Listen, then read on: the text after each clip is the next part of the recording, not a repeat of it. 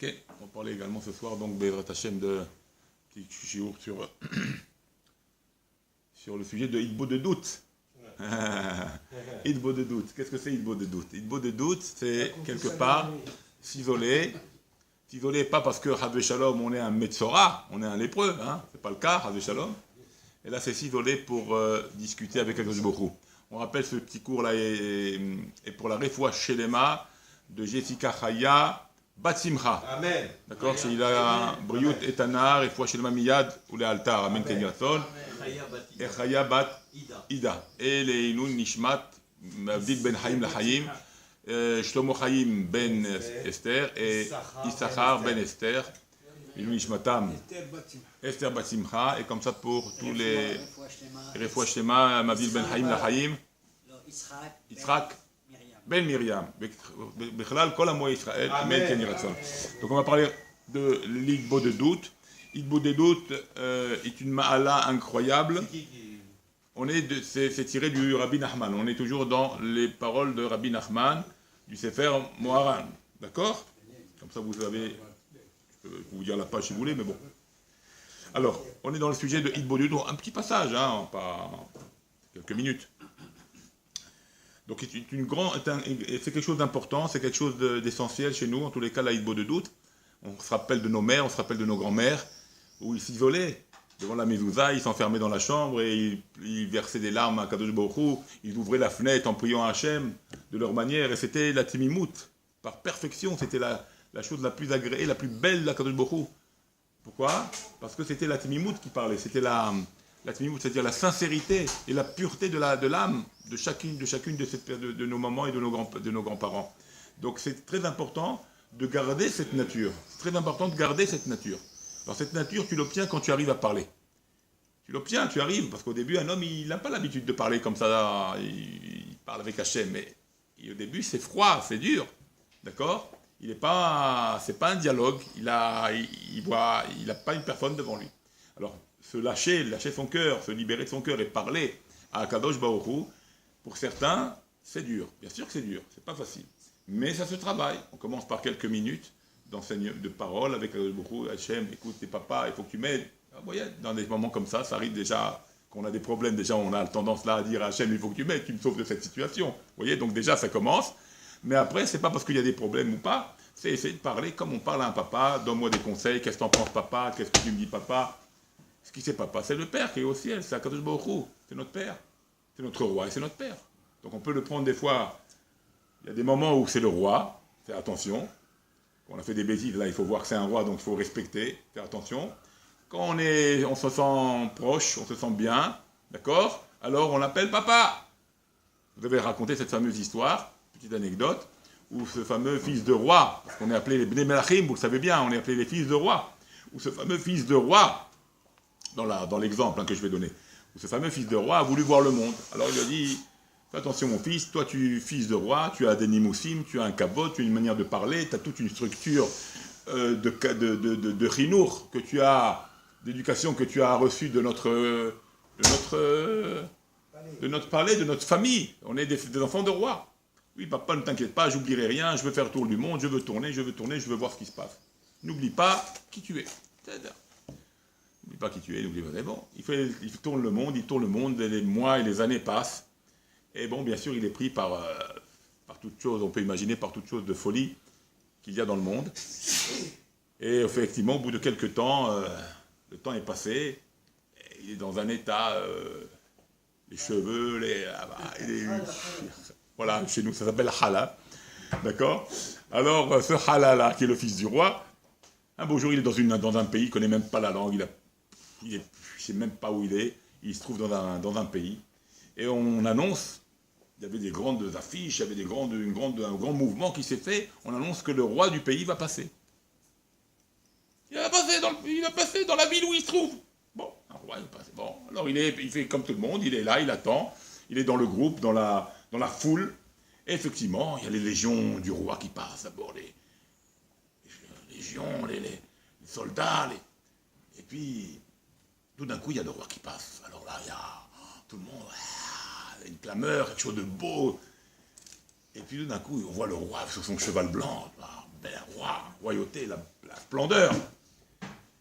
Et ce Khala-là, qui est parmi la foule, il est un petit peu différent des autres. Parce que bon, il est comme ça, la tête en l'air, les habits, pas évidemment l'odeur pas si bonne que ça, d'accord. Il n'y a pas Réach ni Choach Lachem, d'accord. Il n'a pas la bonne odeur qu'il faut.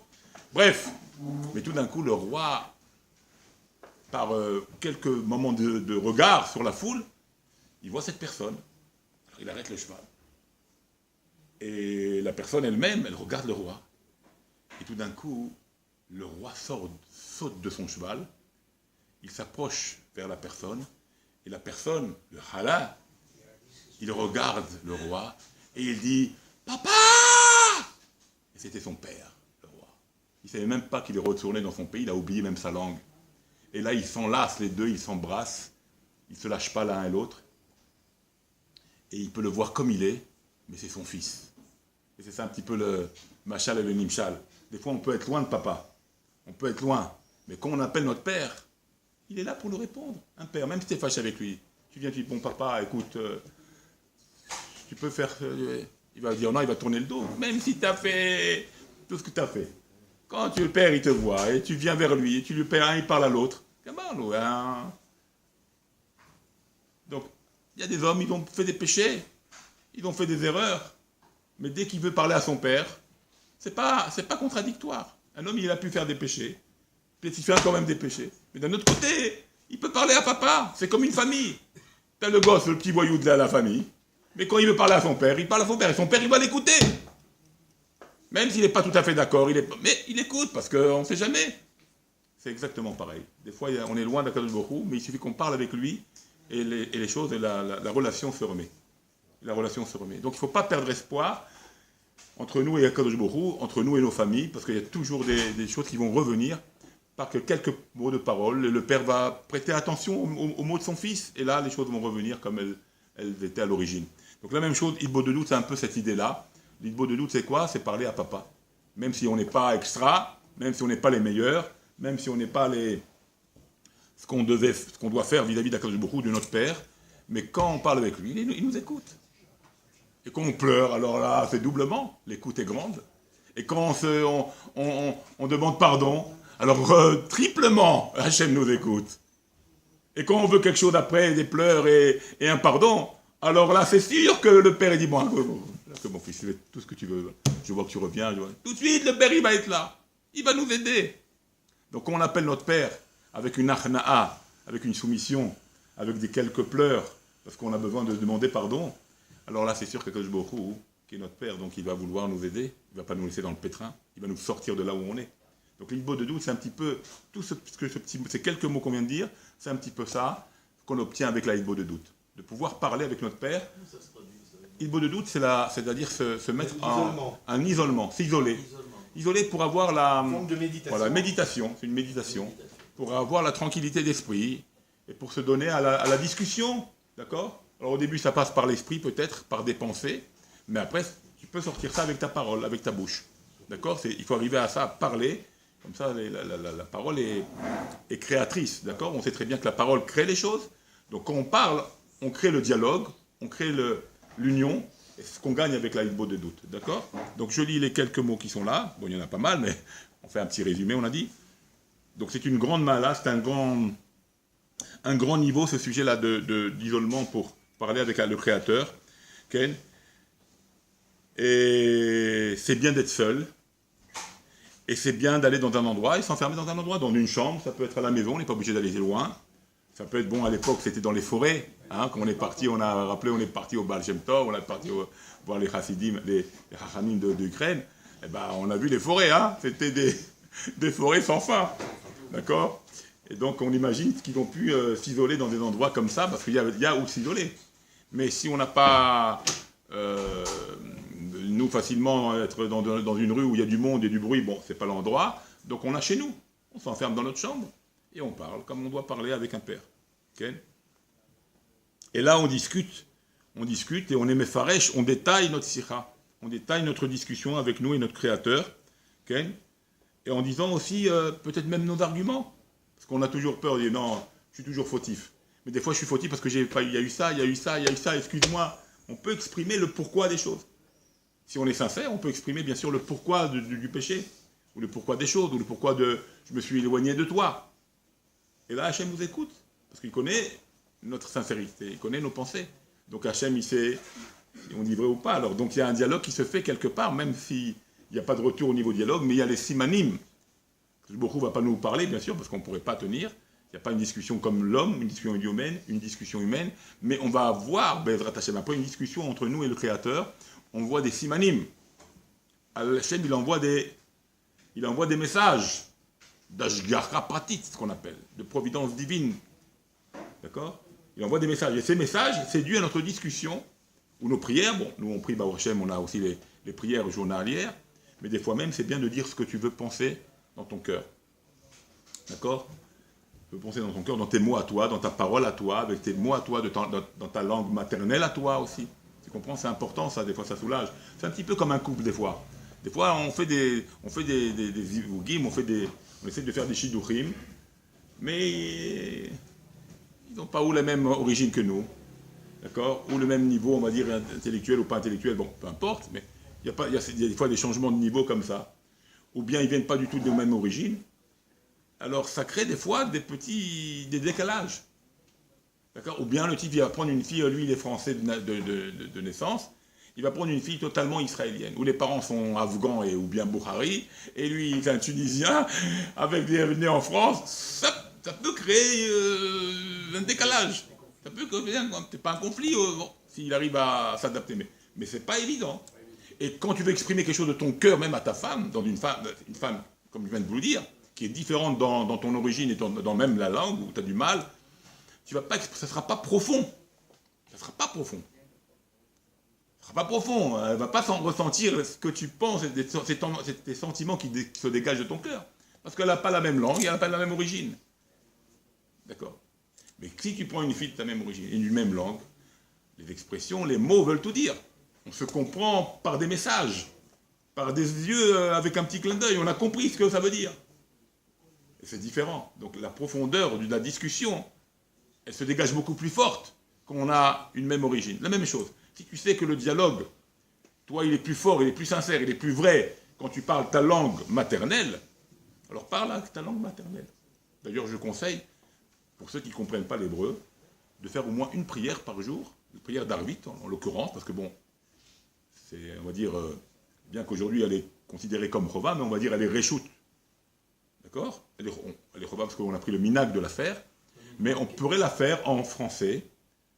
C'est pas interdit, de toute façon. On pourrait la faire en français. Et après, on compare les mots, et après, on s'habitue aux mots français, on les comprend, on sait ce qu'ils veulent dire après en hébreu, et après, on peut en passer à l'hébreu. Et après, comme les trois prières, c'est les mêmes mots, donc après, on comprend ce qu'on dit le matin, on comprend ce qu'on dit la midi, grâce à la prière qu'on a dit en français le soir, ça nous fait après comprendre les mots du Shacharit et de Harvi et de Mincha, et comme ça, après, on peut les lire en hébreu, et on sait ce que ça veut dire. Il faut essayer de gagner ce côté-là, il faut essayer d'arriver à ça. D'accord? Parce qu'on sait que l'hébreu, c'est beaucoup plus grand, beaucoup plus fort au niveau du passage avec le divin. C'est vrai. Mais pour exprimer des fois le cœur, la nature de l'homme, c'est bien de garder sa langue maternelle. Donc des fois, il faut faire ces petites choses-là qui ont l'air de rien, mais c'est permis, on peut le faire, au moins de temps en temps, de comprendre exactement ce qu'on dit dans la tfila, pour après s'habituer à ce que comprend même Shacharit et Harvit, Shacharit et Mincha, qui sont les mêmes mots. Donc voilà ce que c'est un petit peu la hibo de doute. C'est pouvoir. Comment? Oui, après on arrive à des simanim. Oui, c'est ça le langage divin. Comment les interpréter? Eh ben, c'est ça. Toi, tu parles de ça dans la discussion. Tu parles d'un problème, je voudrais que ma fille se marie, je voudrais que mon fils se marie, je voudrais que celui-là il a ça, je voudrais mon problème de santé. Hachem, au cours de la semaine, ou au cours de la discussion, même au cours, ou après, ou un peu plus tard, d'accord, tu auras des réponses. Tu auras des réponses. Tout d'un coup, tu as un problème de santé. Tu ne sais pas qui voir. Tout d'un coup, quelqu'un te parle d'un grand professeur, du même problème que tu as. Tu dis, mais attends, c'est incroyable ça. J'ai pas parlé avec la personne. Tout d'un coup, elle vient, une simple discussion. Elle me parle d'un professeur. Elle ne sait pas que je suis malade. Elle me parle d'un professeur qui soigne ce problème-là. C'est pas un siman, ça? Mais pourquoi il me parle de ça maintenant, celui-là? C'est pas du hasard. C'est pas du hasard. C'est ça que je veux dire. Des fois, on a des situations où et ça nous vient comme ça, une parole. On entend une parole. C'était ça la grandeur du Baal Shem Tov, d'ailleurs. Qu'il regardait tous les petits détails, toutes ces petites choses qui avaient l'air de rien. Pour lui, il les prenait comme un siman de Dieu. Et avec ça, il passait sa journée. Avec ça, il réfléchissait pour le message. Que veut dire le message? Bon, ces quelques petits points-là, j'espère que ça vous apporte. Qu'on parle avec Hachem, qu'on discute avec Hachem. C'est notre roi, bien sûr. Donc il y a un côté de kavod, il faut savoir parler, pas dire n'importe quoi. Mais d'un autre côté, c'est notre père. Donc on peut parler avec papa. Il n'y a pas d'interdit par là, mais toujours avec le kavod. Même si c'est notre père, on lui doit le kavod. Et surtout qu'il n'est pas seulement notre père, il est aussi Malkenou, il est notre roi. Il est Avinu Malkenou, mais en priorité Avinu. D'abord, c'est notre père, c'est lui notre créateur, c'est lui qui nous a fait, qui nous a formés. Et bien sûr, maintenant, il demande des sujets qui sommes nous les créatures et qui sont là pour être les sujets du roi. Donc on respecte le roi et on est bien sûr avec le respect du père. Donc on a les deux dialogues à avoir, on peut avoir ces deux dialogues-là avec Akadosh Baruch Hu, tout en étant avec le respect, les mots qu'il faut, et on a des réponses. Et ces réponses, bien sûr, c'est pas avec des paroles, ce sera par des simanim, par des providences, par des hashgachot, qu'on va voir tout au long de la semaine ou du mois ou des prochains jours, si on parle de ce qu'on a besoin, de ce qu'on veut, et on verra des réponses. Des fois de voilà. Parler, c'est ça qui ouvre. Poser la question oui, à Dieu, bravo. On peut trouver déjà même des réponses. Ouais. Déjà toi-même tu te donnes des réponses. Parce que tu dis, attends, mais c'est vrai, j'ai pas pensé à ça. Et cette idée-là qui te rentre dans la tête d'avoir déjà eu la réponse, elle vient de Dieu. Ça même, c'est avant même. Okay. Okay. Alors, Be'ezrat Hashem, qu'on soit fort. D'accord. Et qu'Akadosh Baruch Hu nous aide dans ces petites notions-là qui ont l'air de rien, mais ça peut apporter beaucoup à l'homme. Amen, Kenny Ratson.